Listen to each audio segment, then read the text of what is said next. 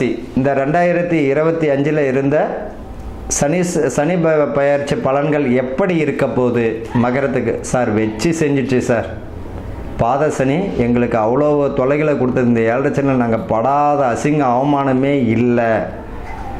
ஒரு மனிதன் எதையெல்லாம் அனுபவிக்க வேண்டுமோ அத்தனையும் நாங்கள் அனுபவித்து விட்டோம், இனி அனுபவிக்கிறதுக்கு எதுவுமே இல்லை அப்படின்னு நினைத்தவர்களுக்கு பயப்படவே வேண்டாம். உங்களுக்கு அற்புதமான பலன். ஆனால் இன்னொரு விஷயம்னு சொல்லி 2024 உங்களுக்கு மேற்கு அப்புறம் ஓரளவு கெடுபலன்கள் குறைஞ்சு சுப பலன்களை கொடுத்துருக்கோம். கெடுபலன்கள் குறைந்து சுப பலன்களை கொடுத்துருக்கோம். அதில் எந்த மாற்றமும் இல்லை. பாத சனின்ற பயப்பட வேண்டிய அவசியம் கிடையாது. இப்போ முடியுது, இன்னும் சிறப்பு தான். சரி, இப்போ இருக்கக்கூடிய சனி 3ஆம் ராசிக்கு 3ஆம் இடத்துல வருகிறார். 3ஆம் இடம் என்ன? தைரிய வீரிய சத்ருஸ்தானம், தைரிய வீரியம். அந்த 3ஆம் இடத்துல சனி 5ஆம் இடமாக ரிஷபத்தினுடைய பார்வை இருக்கு. 5ஆம் இடமான ரிஷபத்தை பார்வை செய்கிறார். 7ஆம் இடமான கன்னியோட பார்வை 10வது பார்வையாக 12ஆம் இடத்தையும் செய்கிறார். அப்போ சகாய சனியாக இருக்கும் பொழுது இந்த 7 சனி பாத சனி உங்களை விட்டு விலகி நல்ல விஷயங்கள் தரும். குரு பாருங்க 5ஆம் பார்வையாக துலாமை பார்க்க, 5ஆம் பார்வையாக துலாம் பார்வை, 7ஆம் பார்வையாக தனுசையும் பார்வை செய்கிறார். தனுசையும் தன்னுடைய சொந்த வீட்டையும் பார்க்கிறார். 9ஆம் இடமாக பார்வையாக 2ஆம் இடத்தை பார்க்கிறார். அப்போ யாருக்கு? குருவுடைய பார்வை கும்பத்துக்கு இருக்கா? அப்போ இந்த வருஷம் எப்படி உங்களுக்கு கஷ்டத்தை கொடுக்கும்?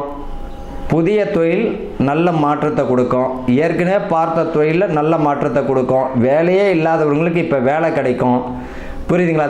இந்த மகரத்துக்கு நான் தெரியாத வேலையை ஒருவரை நம்பி மட்டும் இறங்காதீங்க. நிறைய பேர் ஏமாந்தவர்கள் நான் பார்த்த வரைக்கும் என்னுடைய அனுபவத்தில் நண்பரை நம்பி இவருக்கு எந்த வேலையுமே அந்த தெரியாது. புதுசாக ஒரு வேலை அவரை யாரை? நண்பரை. அவர் எல்லாத்தையும் பண்ணுவார். நல்லா தான் ஒரு 6 மாதம் 1 வருஷமாக ஓடும். இவர் அது வரைக்குமா கற்றுப்பாருன்னா கற்றுக்கவும் மாட்டார். அப்போ என்ன பண்ண, ஏதேனும் ஒரு கருத்து வேறுபாட்டில் அவர் ஓடிட்டாருன்னா இவர் அந்த தொழிலை முடக்கிற மாதிரி ஆகிடும், இல்லைன்னு தெரியாது. இது நிறைய ஹோட்டல் இண்டஸ்ட்ரி, இந்த மாதிரி கம்யூனிகேஷன் சம்மந்தப்பட்டது, கம்ப்யூட்டர் நான் பார்த்த வரைக்கும்.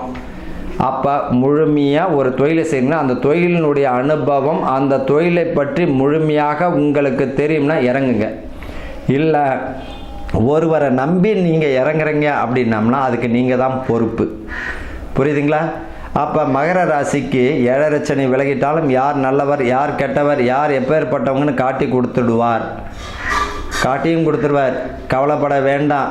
இந்த காலம் பார்த்திங்கன்னா உங்களுக்கு ஏற்கனவே திருமணம் தடை தாமதம் அடைந்தவர்களுக்கு நாளைக்கு கல்யாணம் இன்றைக்கி நின்னவர்களும் பார்க்குறேன், நிச்சயம் ஆயிருக்கும், நின்னதையும் பார்க்குறோம். அவர்களுக்கெல்லாம் சரி, திருமணம் தடை தாமதம் அடைந்தவர்களுக்கும் இந்த வருஷம் சுபகாரியத்திற்கு பலம் உண்டு. ஏற்கனவே டிவோர்ஸ் ஆகிருக்கும், 2வது திருமணத்திற்குரிய பலத்தை கொடுக்குறவங்களுக்கு பலன் உண்டு.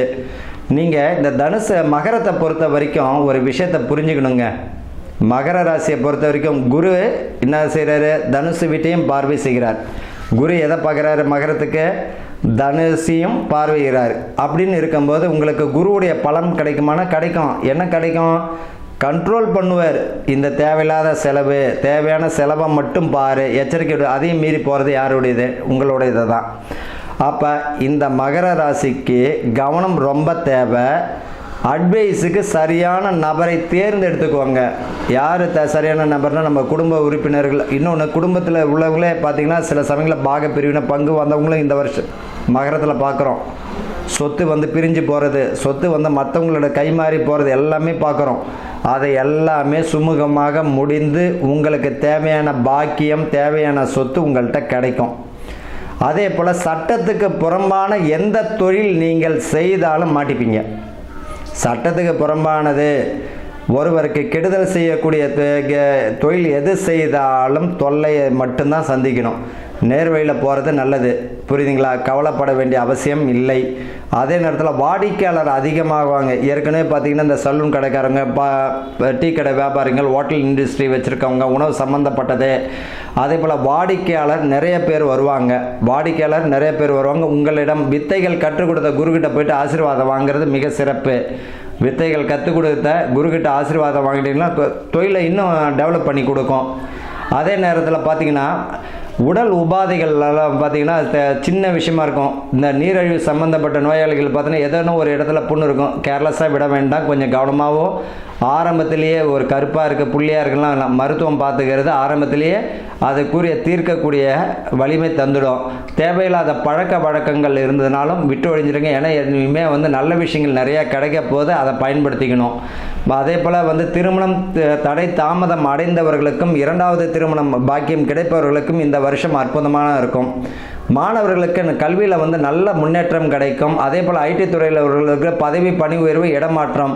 எனக்கு கல்யாணம் ஆகிடுச்சு, நானும் என் மனைவியும் பார்த்திங்கன்னா வேலை நிமித்தமாக ஒரு ஆளுக்கு ஒரு திசையாக இருக்குன்றவர்களுக்கெல்லாம் குடும்பமாக அமைச்சு கொடுக்கக்கூடிய பாக்கியம் உண்டு.